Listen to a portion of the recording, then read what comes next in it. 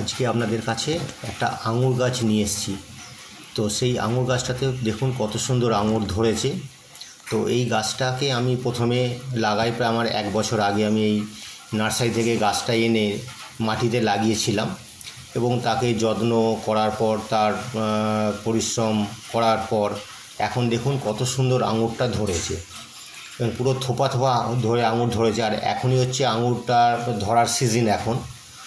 তো সেই জন্য আমি কি করেছি দেখুন, এই যে গাছটা যখন নিয়ে এসেছিলাম তখন একটুখানি ছোট ছিল গাছটা। তো আমি এটাকে মানে টবে না লাগিয়ে মাটিতে লাগিয়েছি এবং যখন মাটিতে আমি এটা গাছটাকে লাগাই তখন আমি একটুখানি খাবার বলতে দেখুন একটুখানি গোবর সার দিয়েছিলাম, একটু ভার্মি কম্পোস্ট আর ওই শিংগুঁড়ো হাড়গুঁড়ো এগুলো দিয়েই কিন্তু আমি গাছটাকে মাটিতে আমি কিন্তু লাগিয়েছিলাম।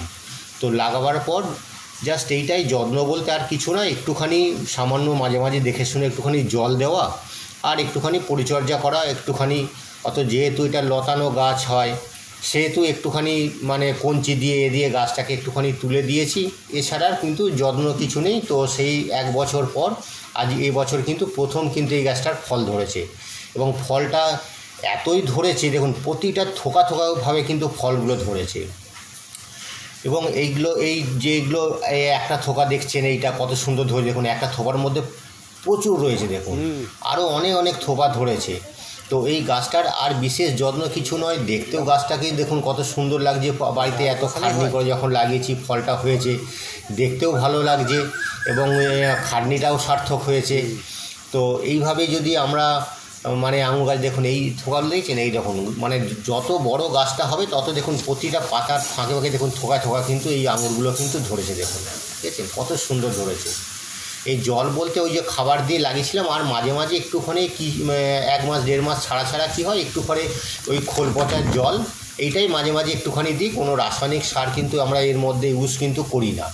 এটা সম্পূর্ণ যেহেতু ঘরে আমরা লাগাচ্ছি, সম্পূর্ণ যেটা একবারে আমাদের সার গোবর সার যেটা নর্মাল দিতে হয় সেগুলোই কিন্তু আমরা দিয়েছি। কোনো কেমিক্যাল সার কিন্তু এখানে আমরা ইউজ কিন্তু করি না। গাছে অল্প স্বল্প পোকা লাগে কিন্তু সেই জন্য এমন কিছু করার দরকার নেই, গাছটা মানে মরারও কোনো ভয় কিছু নেই। তো দেখুন কত সুন্দর গাছটা হয়েছে দেখুন। একটুখানি যত্ন বলতে মাটির যেখানে লাগাবেন একটুখানি ঘাস পাছে এগুলো হলে একটু হবে, আর মাঝে মাঝে একটু গোড়াগুলো একটু খুঁড়ে দিলেন, একটু জল দিলেন, এই পর্যন্তই যত্ন, এইটা আর কিছু করার নয়। দেখুন ফলটা ধরেছে এবং কত সুন্দর দেখতে লাগে দেখুন, এবং খাটনিটাও দেখুন সার্থক দেখুন।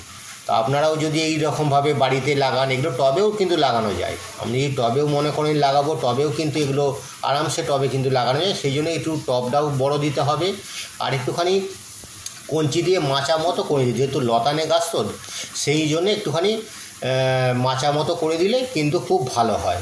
দেখুন কত সুন্দর গাছটা হয়েছে দেখুন। আমি 1 বছর আগেকার গাছ আমার এটা, ঠিক আছে, কত সুন্দর হয়েছে।